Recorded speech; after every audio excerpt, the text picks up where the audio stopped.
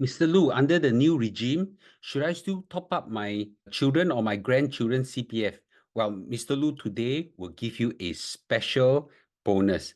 I will not only just tell you how much under the new regime the CPF of your children or grandchildren will grow to. I'll also be giving you a spreadsheet, and the instructions of how to download it will be given later in the video, so watch until the end. So recently, quite a lot of people have wrote to me asking me about this question. Does it still make sense to top up the children's CPF or the grandchildren's CPF, especially the special account, given that there's a new drastic change in the new CPF regime? Not only did the 1M65 community members wrote to me, but even the press have written to me. So I think I should address this concern. So this article came out a few days ago, written by 联合早报. They interviewed me in Chinese, and they actually highlighted quite a few things. The article is there for you to read if you are keen, but I just want to highlight 2 to 3 very key points. The first thing is that there are actually 3,400 children with deposit in their CPF special account. I like to give myself and some of my fellow community members plus other YouTubers credit in this, that we have educated people to put money in their children or grandchildren's CPF special account so that they can harness a 4% to 5% compound interest. And that's an amazing thing. But, there are other things that are quite newsworthy as well. For every 10 children that has CPF in their special account, 8 of them actually live in HDB. Well, it simply means that, it's not just the rich who have top up money in their CPF. I expect those living in landed property or condominium that does that. So 8 out of 10 is fairly representative of the population of Singapore. So I think this is a widely accepted notion. Let's see what are the analyses that will help you arrive at a decision whether to do this or not under the new CPF regime. So the question really is, Mr. Lu, why do people top up their children's special account? I thought I should only top up myself, right? I could top up children for what? Very few people know that Singaporeans above actually have a CPF account. And parents or grandparents can top up their CPF special account or MediSave account or even ordinary account to help them build up their retirement. This is a very commonly ignored, powerful money-making machine for your next generation. So actually, the main purpose of doing this is to harness the power of compounding. So Einstein was the one who said that the compound interest is the eighth wonder of the world, right? So he who understands it earns it, he who doesn't pays it. And Warren Buffett also thinks so. And power compounding works wonderfully. I think by now most people understands this.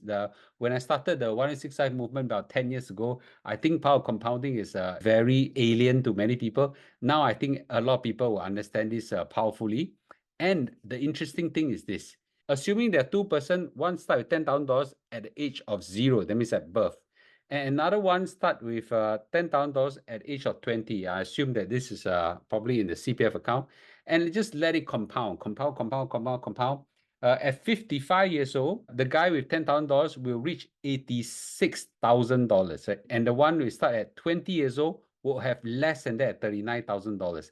So clearly, whoever starts early will have an exponential gain, right? Exponential gain in the sense that it's not linear. It doesn't mean that, the curve goes like this. Right? The curve goes like this, right? I must say that the early years of an exponential graph is very boring, okay? But it grows later and later, it goes up, right? So now I'm in the phase of this exponential graph right now. I must say I've tasted this part, which is very sian. I'm now tasting this part, which is very enjoyable. So I urge many people to start their exponential graph early by harnessing a power compounding early. And I'll talk more about this in a short while. So this is a powerful instrument for building your kids' trust fund. This will also be a venue for grandparents, to help your grandchildren, because parents will be quite difficult to help their children because they are assuming they are late 20s or early 30s, not much money. They have to build their houses, build a family, whatever.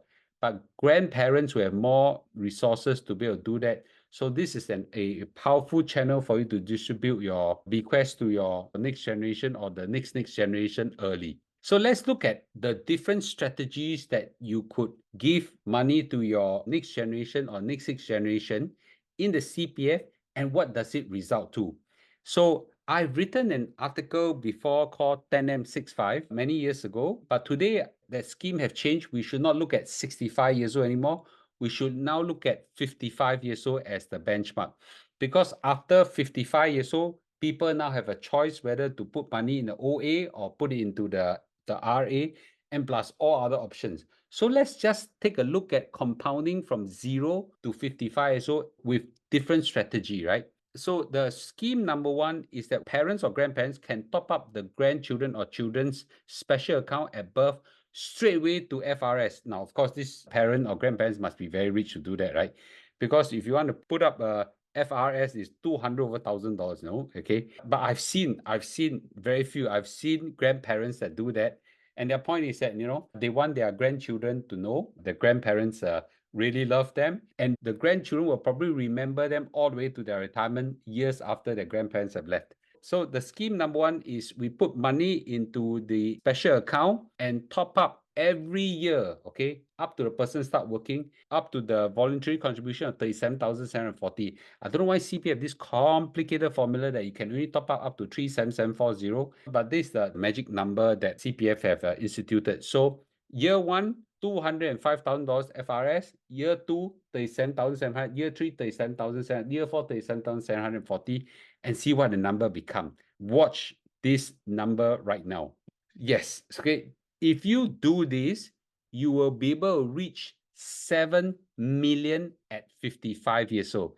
A lot of people don't believe that, okay? So this assumes that you top up all available channels of your CPF, and every year top up, and then when you hit working years, the person takes over and continue to top up to his own salary. The kid or your grandchildren can reach 7 million by 55 years old. The last one that I've calculated was 10 million at 65 years old. But since now we don't now look at 65, we now look at 55, because at 55 years old, SA shut down, ma. So let's look at 55 years old. 7 million at 55. Even in 55 years from now, 7 million, I guarantee you, will still be a phenomenal number. 7 million at 55. So, of course, very few of us can say that, hey, Mr. Lu, you key tao hong or key xiao, is it? No one can top up $205,000 at birth unless you are super, super rich. Well, I give you the extremes, okay? I give you extreme, and you can then decide, maybe not $205,000, maybe $2,000 for a start. How about that? Okay, that I think many parents can do, or grandparents can do, or maybe even 20,000, or maybe whatever number is, do it on. But I'm trying to explain to you the power of compounding.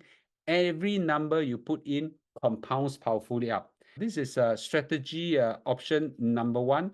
The spreadsheet I will give you in a 1N65 Telegram channel, okay? But only if you are a subscriber to our YouTube channel here. So remember, hit subscribe and hit the notification, because real time we will be publishing an interesting video almost on a daily basis, and relating especially to a very interesting topic and real-time topic, especially related to stock market. Option number two is what I encourage everybody, including myself, did for my children. You top up $60,000 to the special account at birth and forget about it, okay? And why do we do the magic number 60? Well, it's because the first $60,000 earns a 5% interest instead of 4% interest.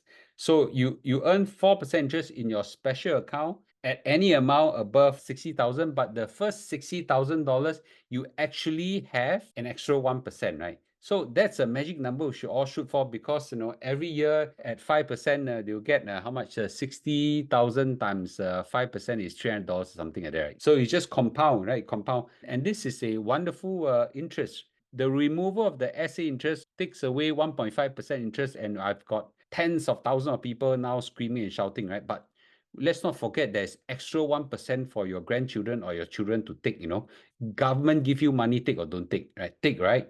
So this is strategy number two. So if I do this, if I put $60,000 in a special account and let it just compound, earning 5% for the first 60,000 and 4% for the subsequent amount, how much would it be at 55 years old? Let's watch and see.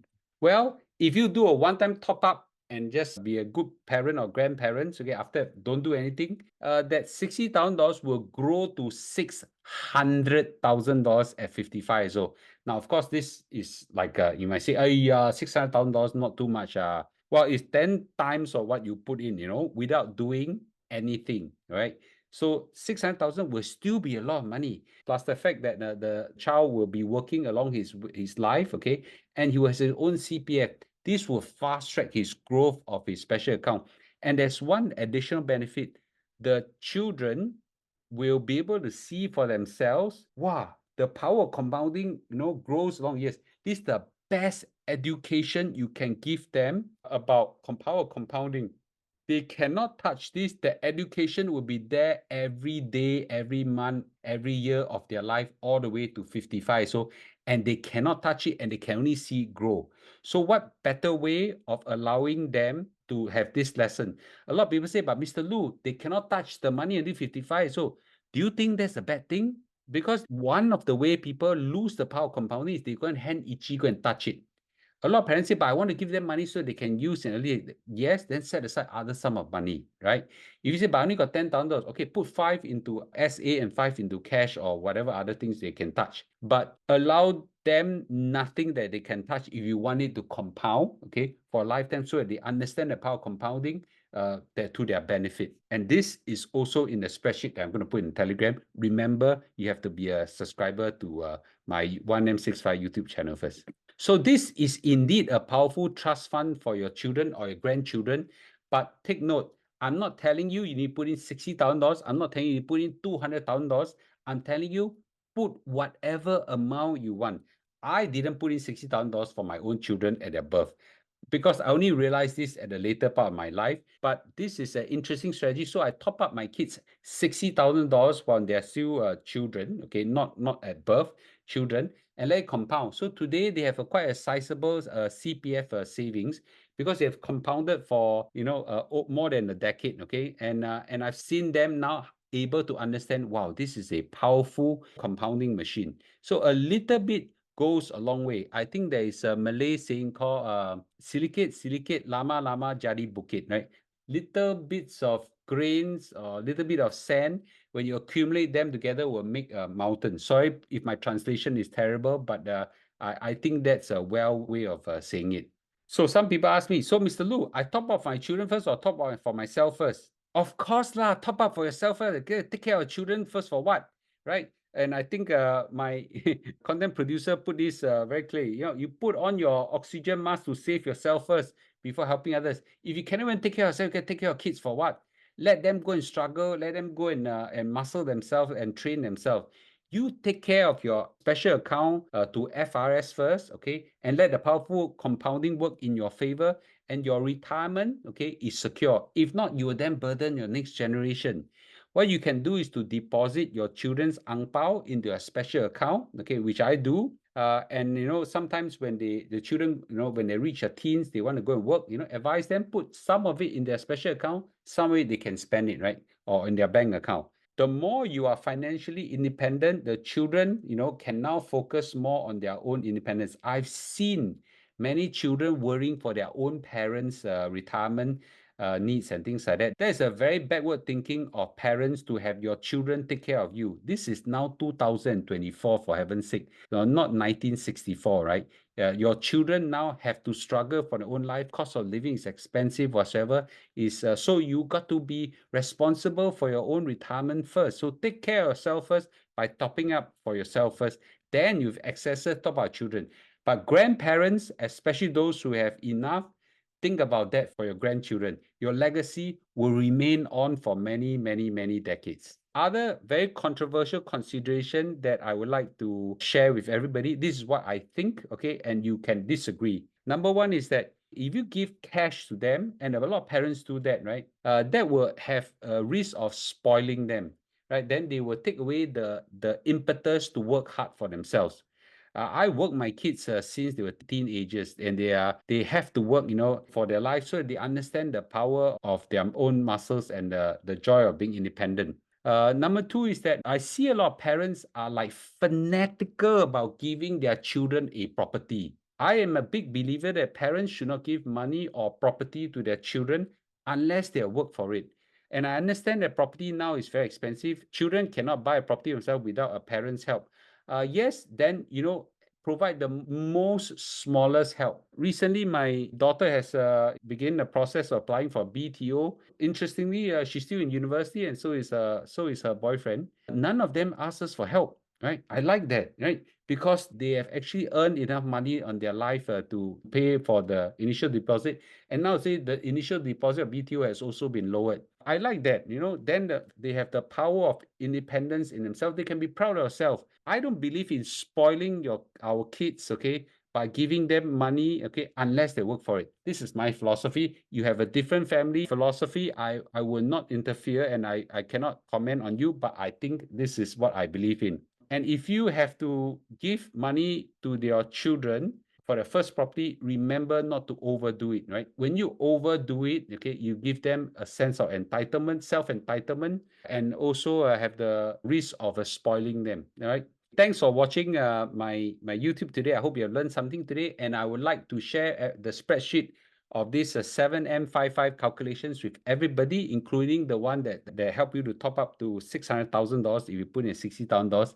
But please remember that this is only entitled for those who have subscribed to this YouTube channel. Thank you, and I'll see you in a day or two. Bye-bye.